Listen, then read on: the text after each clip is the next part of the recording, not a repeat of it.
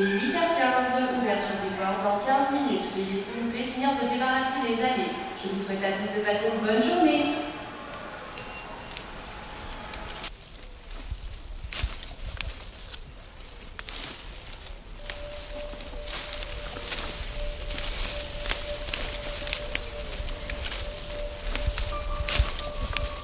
Le créateur d'entreprise, si tu veux, il a la même démarche que la mienne.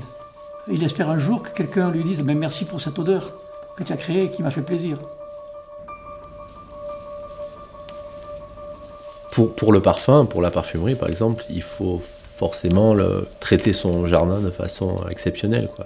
Si on y met ça, de l'amour, du respect et beaucoup de travail aussi, on arrivera à un résultat exceptionnel. Si j'étais jardinier, dans quel sens? Qu'est-ce que je ferais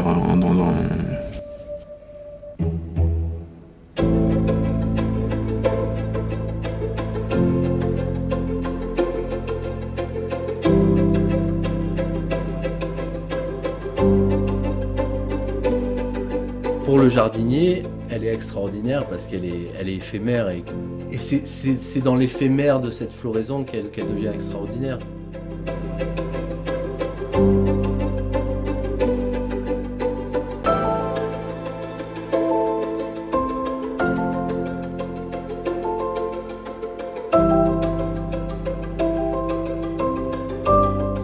J'aurais un regard esthétique d'abord, savoir si les choses sont bien alignées, bien ordonnées, si à l'œil c'est beau, et si les plantes sont belles, si elles se sentent bien, si elles poussent bien. Ce serait plutôt un jardin bien aligné, bien ordonné. Ouais. Ernie, c'est un créateur comme dans les autres sens. Je souhaite parler de l'amour, ou je souhaite parler de je ne sais quoi. Là, c'est la difficulté de la parfumerie, comme dans les autres arts. Un parfum simple, c'est pas forcément un parfum qui est facile à faire, mais qui, effectivement, dans sa perception, est simple. Ouais. Oui, accessible. Ouais. Dans un magasin, on parle à tout le monde. Si un parfum est trop exclusif, trop pointu, ça marche pas. Les fleurs font rêver, les champs de fleurs à Grasse, les champs de roses stentifolia, ça fait rêver. Le parfum, c'est un univers qui fait rêver, c'est un univers un peu magique. Donc, nous, il faut qu'on fasse passer cette part de rêve, en fait, aux visiteurs.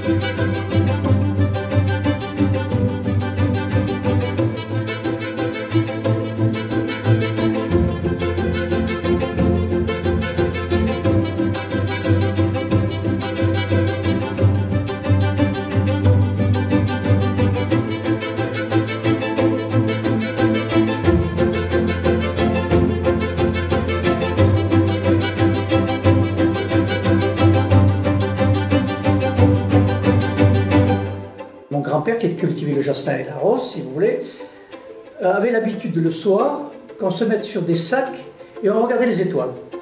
Mais là, il y a quelque chose qui s'est passé en moi. Et j'ai pris conscience à ce moment-là de ce qu'on appelle l'environnement. J'adore ce territoire, les vues qu'il y a, le jasmin, la culture de la rose. C'est aussi toujours un plaisir de voir les collines, de voir les gorges du Loup, l'arrière-pays. C'est quelque chose qui me fait vibrer.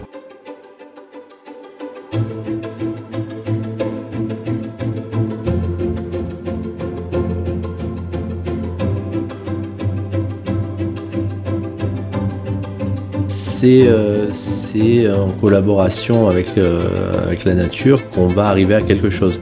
Moi, ce qui m'inspire, c'est de transformer, c'est de rendre plus belles les choses. Voilà, c'est de partir d'un état avec un magasin forcément qui était au bout un peu d'une vie, et c'est de le rendre plus beau, mais de garder aussi ce qui a fait son succès. L'idée, c'est vraiment de donner de la magie aux visiteurs, quoi. Et c'est ce but-là qui fait que on accepte tout le travail qu'il y a en amont, en fait. Ce qui me plaît, moi, c'est de transformer l'espace tout en respectant ce qu'il y a autour, parce que c'est très beau. Et donc l'intégration du magasin dans son site, c'était quelque chose qui me tenait à cœur. Voilà, c'est en le faisant bien, en le faisant avec bienveillance, correctement et en respectant à la fois les hommes et le territoire.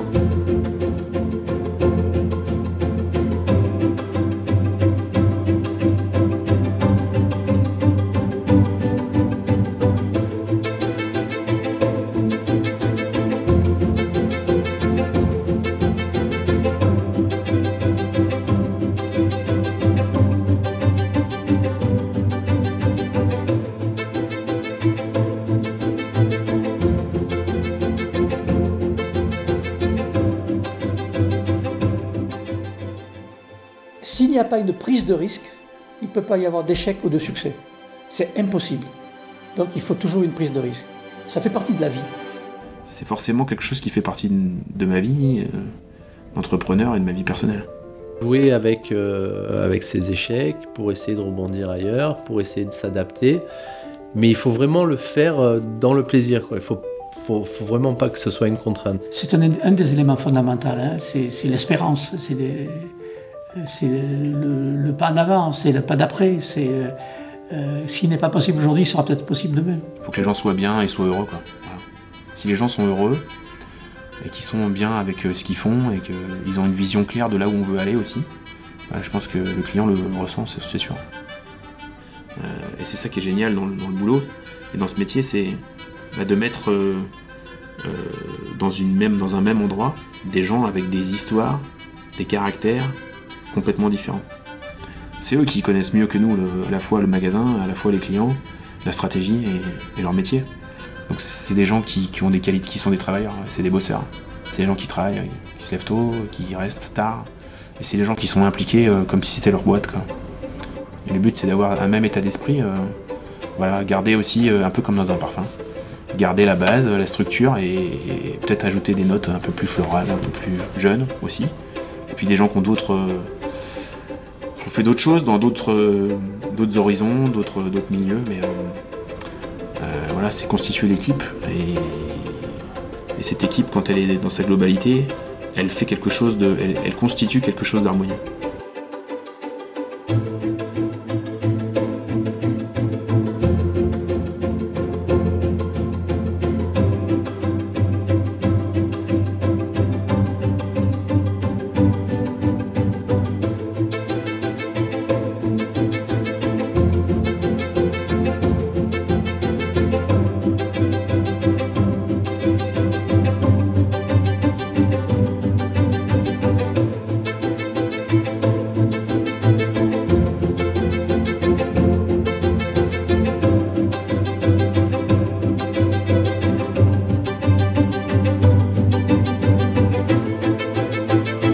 Ça fait plus de 2 ans qu'on est en travaux, qu'on quelque part gêne les clients et les collaborateurs. Quand on part d'un petit rosier en racine nue, il faut quand même 1 an ou 2 avant d'avoir une floraison qui soit un peu acceptable, voire même après spectaculaire. Le magasin se réveille petit à petit, mais je sais que l'été ou le printemps approche. C'est magique aussi quand il y a la vie qui revient au jardin, c'est chaque année, c'est ce moment-là que moi j'attends, quoi. Alors ce qui est étrange, c'est qu'un matin, ça repart, mais vous ne savez pas pourquoi ça repart. C'est quelque chose qui se renouvelle tous les ans. C'est ça la magie aussi de la fleur et de la rose. Des fois j'ai l'impression qu'en fait on travaille essentiellement pour la rose.